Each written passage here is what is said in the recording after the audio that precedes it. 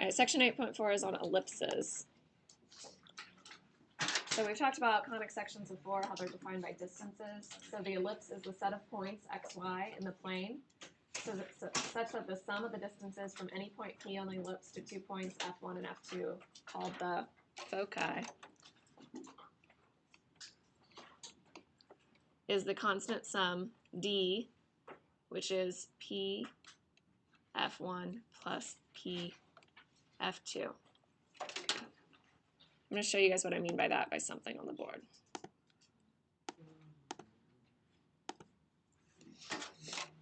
Okay, so it says find the constant sum for an ellipse with foci F1, which is 0, -8.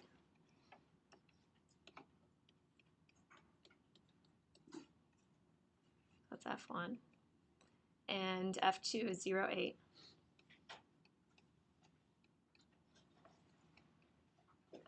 And then there's a point on the ellipse, and that's at 0, 10. So that's point P.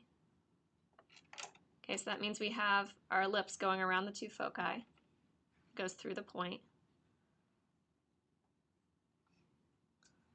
So something like that. Just a quick question. Oh, never mind.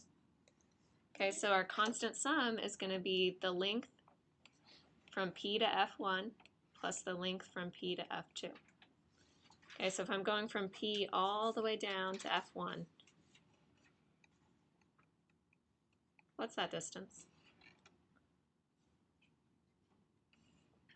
So it took 8 to get to the axis, 8 to get to the next focus, and then 2 more? 18. 18, right. And then PF2, what's that distance? 2. Yeah. So your constant sum for this ellipse is 20. So that means for any point on the side, if you did F2 to that point, F1 to that point, and added those distances together, you would get 20. It's like that yarn thing we just did. Okay, so next up, it says an ellipse has 2 axes. The longer one is called the major axis. Okay, so in our ellipse above, this right here is the major axis in green. You guys see what I drew? It's a long axis. And the smaller one is called the minor axis. Okay, so that's this one. It's in blue. All right, it says the endpoints of the major axis are called the vertices. So singular would be vertex. The endpoints of the minor axis are called the co-vertices.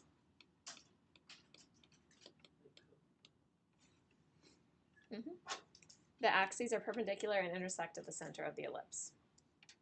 All right, so let's look at 2 things. All right, so we have a horizontal and a vertical ellipse. So in this first one, the blue line, I'm going to call that the major axis. It's the longer length. The red line is the minor axis.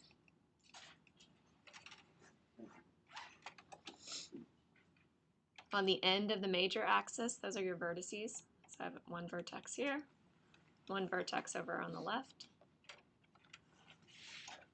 And then the top and bottom of the minor axis, those are the co-vertices. So co-vertex, co-vertex. Just like the circle, we talk about the center would be right in the middle. Okay, so this next one, the major axis, where is it now? Yep, it's vertical. So this is the major axis.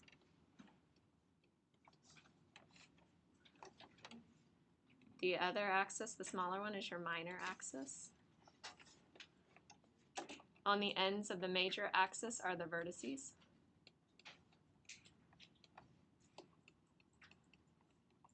And the ends of the minor axis are the co-vertices.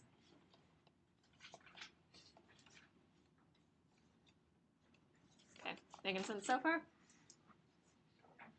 All right, you guess. All right, so let's get to our equation. All right, so let's look back at our picture. So if I'm centered at 0, 0, this distance is going to be A. From the center to the vertex is A. I can draw that if you want. This distance is going to be B. So from the center to the co-vertex. Okay, so if I have that, it's kind of hard to... So A is the major. Uh-huh. So A is always bigger than B.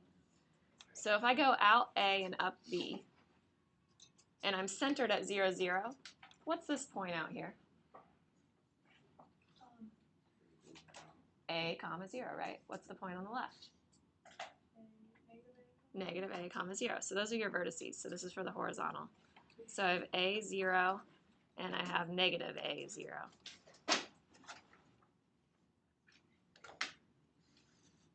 All right, the co-vertices go up a distance of B. So what are those going to be? 0, A. 0, B, and 0, negative B. Make sense? So you go up B and down B. All right, the foci, that's always a distance of C.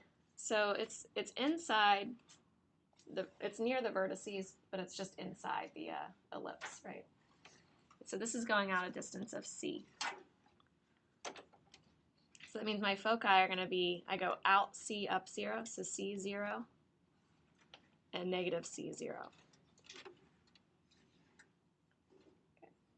Your equation for horizontal. So is it longer along the x-axis or the y-axis? X-axis. So that means start with x, and the big number goes below the x. So it's going to look like this. It's going to be x squared over a squared plus y squared over b squared equals 1. So a is bigger than b.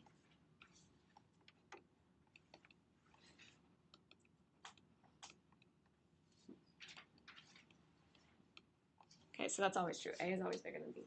Notice how you could see them flipped. Like you could have y squared over b squared plus x squared over a squared. But how would you know which it is, if it's horizontal or vertical? Yeah, wherever the biggest number is on the bottom. If the biggest number is under x, that means it's longer along the x-axis. If the bigger number is under the y, it means it's longer along the y-axis. Okay, and these numbers tell you how far out you go, so A and B. Okay, so let's try the next one. So if I have a vertical, I just told you that means the bigger number is under the y. Now, I always start with y, but like I said, it could be flipped in the book or wherever you're looking. Just look for the larger number, so a squared is larger. Okay, so think about it. If I'm centered at 0, 0, yep, and a is larger, a is going to be my distance here. So what is that point right on the top? Yeah, Daniel, did you have a question? Yeah. Why are these all equal to 1? That's how an ellipse is. It's always equal to 1. Notice how you could multiply through by the GCF, and it would equal a squared b squared over here. You could do that, but we always try to get it equal to 1. That's the standard form. All right, so if I'm trying to find this point on the top, what point is that? 0a, and then point on the bottom is 0, negative a. Yep, the co-vertices, you go out a distance of b, so this point on the right would be b, comma 0, and you'd have negative b, comma 0. Okay, then your foci, they're just inside of the a, so just inside the vertices. So that's going to be 0c and 0, negative c.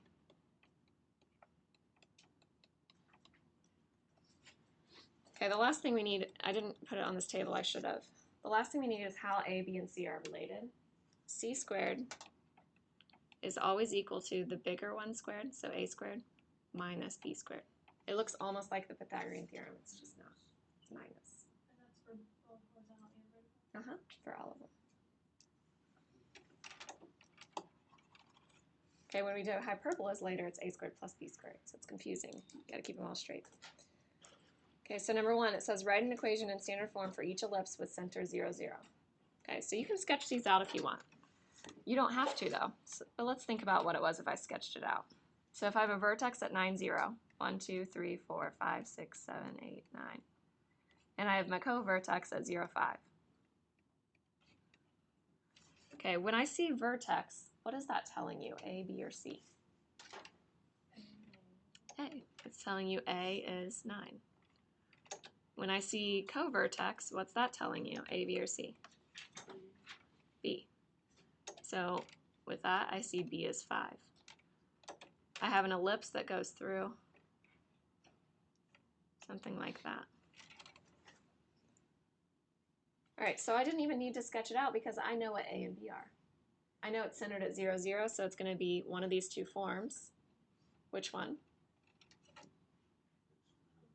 X squared over A squared, right? So I'm going to have X squared over A squared is 9 squared plus Y squared over 5 squared equals 1. It's horizontal, so the X has the bigger number underneath it. Do you want us to factor that so it'll be 81? Mm-hmm. Okay.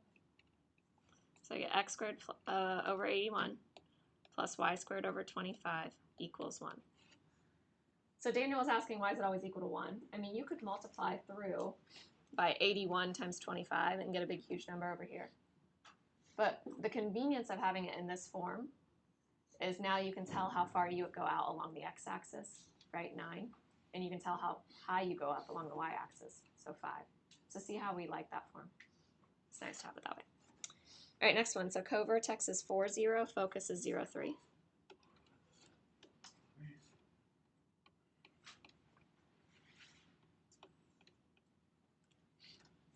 Okay, so when you see co-vertex, what's that telling you, A, B, or C? B. Right, so B is 4. Focus, what's that telling you, A, B, or C? C. So C is 3. So the focus is always on the same line as the vertex. So that means we're going to go up and we're going to go around the focus. So I'm going to have something like that. So I'm going to have some point up there. Mine's a little off center. All right, so x squared or y squared first? Yeah, let's do y squared. So it's going to be y squared over a squared plus x squared over b squared. Lost my squared there. Equals 1. So I'm stuck. I don't have a. Exactly. So you have c squared equals a squared minus b squared. Good job. Okay. So when I plug in c squared is 9. I'm trying to find a squared. B squared was 4 squared, so 16. Add it to the other side, I get a squared equals 25. I would just leave it like that. I mean, if you had something that was more complicated, like 40, you don't want to take the square root and then square it, because you're going to put a squared over here anyway, right? So I would just put 25 there. So it's y squared over 25 plus x squared over 16 equals 1. And that's your solution.